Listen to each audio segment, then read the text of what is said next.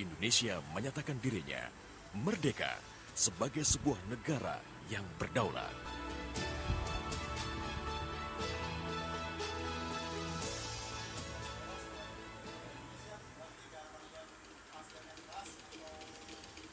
Namun, belum genap 1 bulan usia kemerdekaan, Indonesia langsung mendapat cobaan yang berat. Tentara sekutu yang di dalamnya ada tentara Belanda mendarat di Jakarta dan kota-kota besar lainnya di Indonesia. Bung Karno dan Bung Hatta berupaya melakukan upaya diplomatik untuk mendorong tentara sekutu bekerja profesional, hanya mengurus tahanan saja dan tidak mengutak-ngatik status kemerdekaan Republik Indonesia. Namun, upaya itu tidak membuahkan hasil. Bung Karno galau. Ia menghitung jika sampai terjadi peperangan, secara matematis tidak akan mungkin bisa mengalahkan sekutu. Persenjataan mereka jauh lebih lengkap dan keahlian militernya lebih memadai.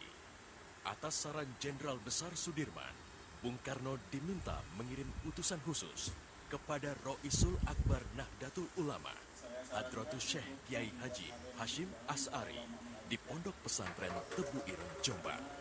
Tujuannya meminta fatwa Kiai Hashim tentang hukumnya berjihad membela negara yang notabene bukan negara Islam seperti Indonesia.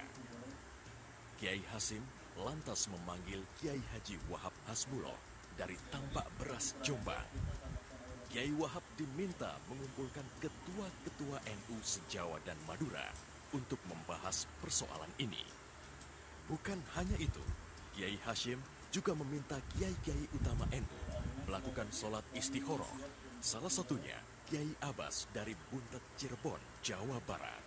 21 Oktober 1945, seluruh delegasi NU se-Jawa dan Madura telah berkumpul di kantor pusat Ansor di Jalan Bubutan, Surabaya. Kiai Hashim memimpin langsung pertemuan tersebut dan kemudian dilanjutkan oleh Kiai Wahab. Setelah melalui diskusi yang cukup panjang dan mendengarkan hasil istikharah para kiai utama NU, esok siangnya, tanggal 22 Oktober 1945, pertemuan menghasilkan 3 rumusan penting yang kemudian dikenal dengan istilah Resolusi Jihad NU. Pertama, setiap muslim, tua, muda, dan miskin sekalipun, wajib memerangi orang kafir yang merintangi kemerdekaan Indonesia. Kedua, pejuang yang mati dalam membela kemerdekaan Indonesia layak dianggap syuhada. Ketiga, warga yang memihak kepada Belanda dianggap memecah belah persatuan dan oleh karena itu harus dihukum mati. Dokumen resolusi jihad ditulis dalam huruf Arab Jawa atau pegon, ditandatangani Kiai Haji Hashim Asy'ari, disebarluaskan ke jaringan pesantren, tak terkecuali kepada komandan-komandan Laskar Hizbullah dan Sabilillah di seluruh penjuru Jawa dan Madura. Dokumen resolusi jihad juga dimuat di sejumlah media massa pergerakan masa itu. Hanya berselang 3 hari pasca resolusi jihad dicetuskan, 6.000 tentara sekutu mendarat di Pelabuhan Tanjung Perak, Surabaya dengan persenjataan lengkap. Mendengar kedatangan pasukan penjajah, ribuan santri dan kiai dari penjuru Jawa Timur bergerak menuju Surabaya. Situasi pun terus memanas dan cenderung tak terkendali. Resolusi Jihad NU telah memompa semangat perlawanan rakyat dan memicu terjadinya pertempuran hebat selama 3 hari di Surabaya, tanggal 27, 28, dan 29 Oktober 1945. Tentara Inggris kewalahan menghadapi perlawanan rakyat Jawa Timur. Mereka lantas mendatangkan Bung Karno ke Surabaya untuk diajak berunding melakukan gencatan senjata. Pagi hari tanggal 30 Oktober, gencatan senjata ditandatangani pemerintah Indonesia dan Inggris. Namun, sore harinya terjadi insiden di Jembatan Merah yang menewaskan orang nomor 1 tentara Inggris di Surabaya, Jenderal Malabi. gencatan senjata pun langsung berakhir. Pengganti Malabi, Jenderal Robert Munzer, mengultimatum Laskar Pejuang dan tentara Indonesia agar menyerahkan senjata kepada Inggris paling lambat 10 November 1945.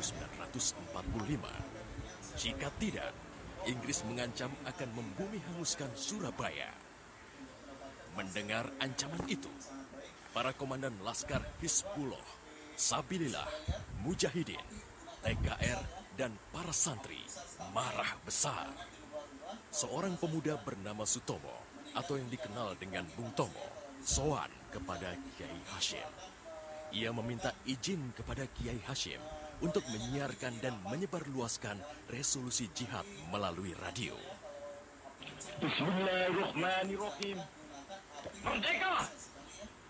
Saudara-saudara penduduk kota Surabaya. Kita semuanya telah mengetahui bahwa hari ini tentara Inggris telah menyebarkan pamflet-pamflet yang memberikan suatu ancaman kepada kita semua. Kita diwajibkan untuk dalam waktu yang mereka tentukan menyerahkan senjata-senjata yang telah kita rebut dari tangannya tentara Jepang. Tetapi inilah jawaban kita. Selama banteng-banteng Indonesia masih mempunyai darah merah yang dapat membuat setarik kain putih, merah dan putih, maka selama itu tidak akan kita mau menyerah kepada siapapun juga. Allahu Akbar, Allahu Akbar, Allahu Akbar.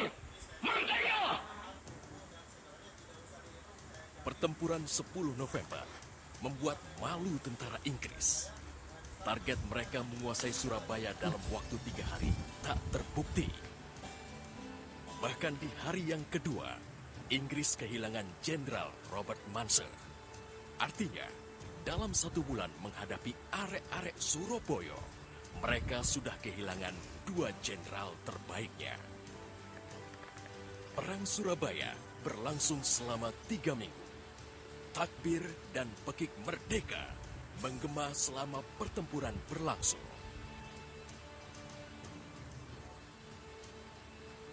Meski pada akhirnya Surabaya jatuh ke tentara Inggris, namun Inggris mengalami kerugian yang cukup besar.